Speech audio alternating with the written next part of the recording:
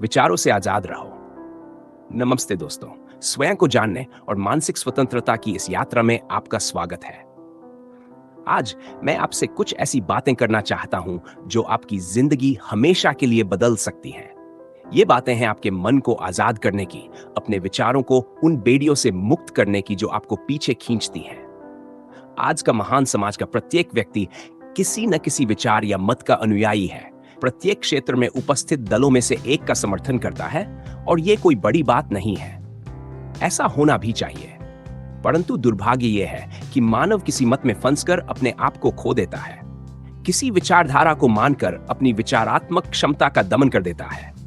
यह सुविधा नहीं है, यह दुर्भाग्य है। अगर आप विचारात्मक क्षमता का प्रयोग नहीं कर रहे हैं तो आपके मानव होने का कोई अर्थ नहीं है। आपका जन्म जानवर की योनि से भी होता तो गलत न होता, यह भी सही ही होता। खाते पीते और किसी और की जंजीर में बांध दिए जाते। अब भी तो ऐसा ही है, तुम किसी और की जंजीर में बंधे हुए हो। किसी विचारधारा से जुड़ना ठीक है, परंतु उस विचारधारा में बंधना निरा मूर्खता है। आज राजनीतिक क्षेत्र में दृष्टि डाले तो देखते हैं कि प्रत्येक किसी न किसी पार्टी या दल से जुड़ा हुआ है और उसका समर्थक भी है, परंतु उस दल के लिए अपनी विचारात्मक क्षमता को खो चुका है। उस दल में उसे अच्छाई ही अच्छाई दिखती है, बुराई सुन भी नहीं सकता है। अगर कोई सच बात बोले और किसी दल के विरोध में वह बात हो तो बुरा दल के समर्थक आक्रमण हो जाते हैं, मरने मारने को तैयार हो जाते हैं। परंतु यह नहीं सोचते कि राजनीति ऐसा कीचड़ है जहां रहने वाला हर एक सुअर गंदा है। सभी उसी कीचड़ में लोटर गंदे हो गए हैं। इन लोगों का काम ही राजनीति है, तो उनके लिए कोई गलत बात नहीं है। उनको तो उस कीचड़ में जाना ही पड़ेगा, नहीं तो उनका घर कैसे चलेगा।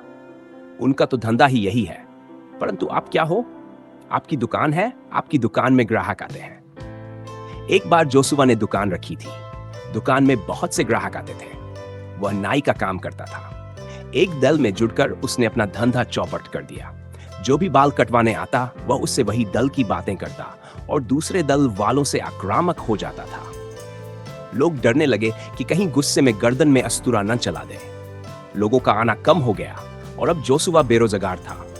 उसकी बीवी भी गालियां देती थी। तो यह हाल केवल जोसुआ का नहीं था, कहीं न कहीं ज्यादातर लोग उस समस्या का शिकार है।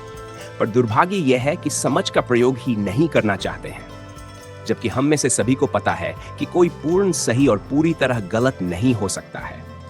सब में कुछ कमियां और अच्छाइयां होती हैं, परंतु अंधभक्ति में सच्चाई में विचार ही नहीं करना पशुता की निशानी है। जब मस्तिष्क है तो उसका प्रयोग करो। एक ही खूंटे से बंधकर जीवन काटे जा रहे हो। आज मेरे साथ जुड़ने के लिए धन्यवाद। अगर आपको यह वीडियो मददगार लगा तो कृपया लाइक करें, शेयर करें और स्वयं को जानने की अपनी यात्रा पर अधिक जानकारी के लिए सब्सक्राइब करें। अगली बार तक अपना ख्याल रखें और बढ़ते रहें।